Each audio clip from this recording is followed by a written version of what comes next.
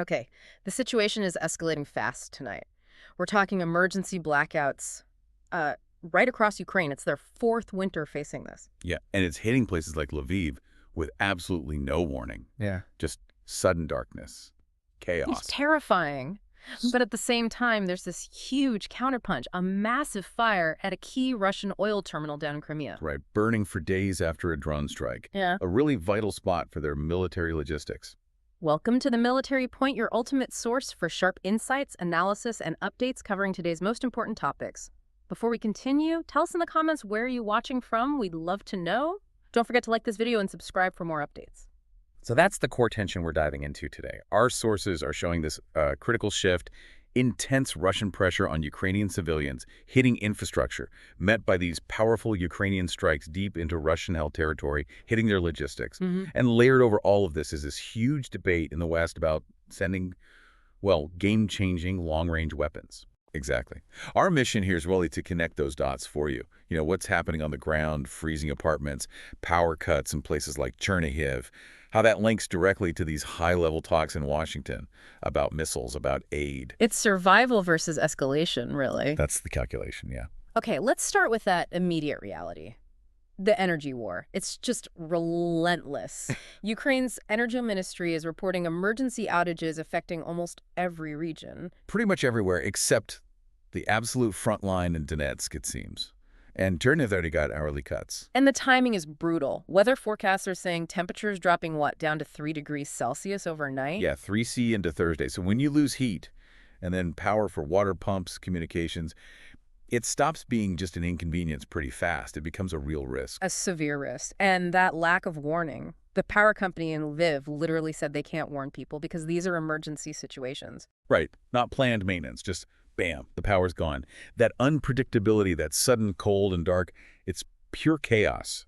Designed chaos, you could argue. Well, let's talk about intent. Russia says, oh, military targets only, but millions of civilians are affected. It just doesn't add up, does it? President Zelensky's been very direct. He accuses Moscow straight up trying to create chaos and apply psychological pressure, hitting energy, hitting railway. So does focusing on the psychological side maybe suggest, well, that their conventional military strategy isn't achieving what they hoped? That's a really interesting question. I mean, analysts always weigh this, right? The strategic value of hitting, say, a rail junction versus the psychological impact of freezing a city. And hitting power substations, transformers, that feels less like a precise battlefield strike. Exactly. It feels designed to maximize disruption, maximize civilian suffering. If the only goal was stopping troops or supplies, you'd expect much more focused attacks, wouldn't you? Not this widespread pattern across, what, 9 regions? It feels like trying to break morale on the home front. That seems to be a major part of it, yeah. And just as that pressure bites, Ukraine is hitting back, applying its own pressure. We've definitely seen this shift, right? Hitting deeper, hitting economic targets, those oil refineries. Yes, the retaliation is getting, well, expensive for Russia. That marine oil terminal in Feodosia, Crimea, that's a perfect example. Biggest terminal on the peninsula, you said? Crucial for their southern logistics. Absolutely vital. And the success of that drone attack wasn't just a quick flash. It burned for 3 whole days. 3 days. After a second attack in a week, the sources said. That's right. Ukrainian reports confirmed 16 fuel tanks damaged. That's not just a nuisance. That's a serious operational blow. And an economic one. So what's the bigger picture effect? Is it measurable? Oh, definitely. The International Energy Agency, the IEA, they've reported that because of strikes like these, Russian fuel exports, they've dropped to the lowest level since the war began. Wow. Lowest level since the start. That's Yeah. significant. It really is. Yeah. And you're starting to hear reports from inside Russia, too. Fuel shortages in some areas, prices going up.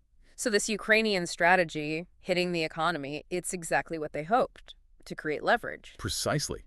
Either force Moscow towards negotiations, or at the very least, make them divert serious resources away from the front lines just to protect their own key infrastructure. Economic pain as leverage. Okay, so if economic pain is the leverage, then the question becomes, what weapons deliver that pain most effectively, most deeply? Which brings us straight to this whole Tomahawk missile debate. Kyiv's been asking for longer range capabilities for a while now, always with the assurance, we'll only hit military targets. But the West has always been hesitant, that fear of escalation. Exactly. The whole history of Western aid has been marked by this caution. fear of widening the war. Yeah. And Moscow's constant warnings, right? Using Western weapons on Russian soil means NATO is directly participating. That's been the supposed red line. But here's the twist. We're now hearing reports, serious reports, that U.S. President Donald Trump is actually considering supplying Tomahawks. Yeah, and he's due to meet Zelensky soon. This isn't just a minor upgrade we're talking about. No, explain the scale of this. What can a Tomahawk do? Well, the potential range is huge. Up to 2,500 kilometers. That's about 1,550 miles. Flying at 550 miles per hour. So these could reach targets deep inside Russia, far beyond the border regions or Crimea. Oh, absolutely. Major strategic targets would potentially be within reach. It's a genuine step change in capability. And the sources are pointing out something fascinating about that red line Moscow keeps mentioning. Yeah, this is key. The warnings about crossing it with previous Western long-range systems, well, they've been crossed. And the predicted massive escalation from Moscow. It just hasn't materialized. So the threat is looking a bit hollow. That seems to be the calculation changing in some Western capitals. If the risk of major escalation now seems lower, based on past experience, then the political equation for sending something like a Tomahawk starts to look different. The risk of sending them might now seem lower than the political cost of not sending them, especially if it really ramps up pressure on Russia. That could well be the thinking. And you kind of see that reflected in some other recent aid announcements too, perhaps, like the push from U.S. Defense Secretary Pete Hegseth on this Pearl program at NATO. Right. Pearl, the prioritized Ukraine requirements list. Explain that quickly. It's basically a mechanism to speed things up. Instead of allies digging through their own old stockpiles, which takes time, they pool money to buy U.S.-made gear directly for Ukraine. Yeah. The idea is to get stuff there faster, bypass bureaucracy. A smoother pipeline. And it seemed to work initially. Germany pledged $500 million. The Netherlands and Scandinavia, another $1 billion. Yeah, those headlines look good. Big numbers, renewed commitment. And this is the crucial contradiction. While these big new pledges are being made, what's actually happening with the aid flow on the ground? This is where the reality check comes in. Research from the Kiel Institute, they track this stuff closely, shows that military aid actually sent to Ukraine, it dropped significantly. How significantly? By 43%. Compared to the first half of the year. Yeah. A 43% decline. Wow. Okay, that's a huge drop. How does that square with the big pledges? It tells you the logistical challenge is immense. It suggests maybe it's not just political will anymore, but industrial capacity. Allies have given away a lot of their existing stockpiles, ramping up new production lines, building shells, vehicles.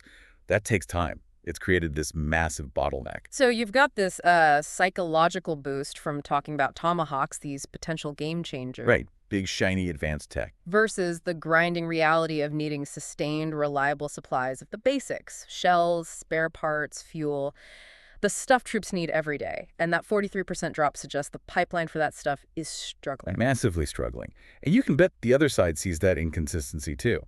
These peaks and troughs in support make it incredibly hard for Ukraine to plan and sustain operations, whether defensive or offensive. They need both the high-end stuff and the basics, reliably. And right now, it's proving unreliable. Okay, so let's recap the main pressure points we've covered. First, this brutal infrastructure war hitting Ukrainian civilians, timed for winter, designed for maximum psychological impact. The freezing darkness. Second, Ukraine's increasingly effective counterstrikes hitting back at Russia's weak points, logistics, oil exports, causing real economic pain. Yeah, the Fedoja terminal being a prime example. And third, this precarious situation with Western aid.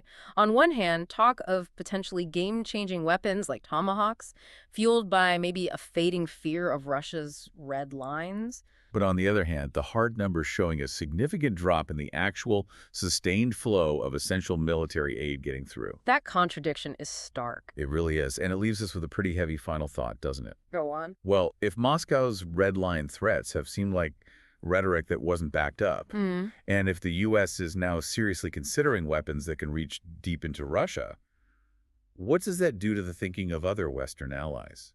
The ones who've been more cautious. Does it give them cover to send more advanced systems too? Possibly. Does it fundamentally change the game? Does it open the door to a phase of this conflict, a depth of engagement that everyone previously thought was completely off the table? That really is the crucial question hanging over everything right now. It could reshape the entire next phase of this war. You've been listening to The Military Point. Stay sharp, stay informed, and we'll catch you next time.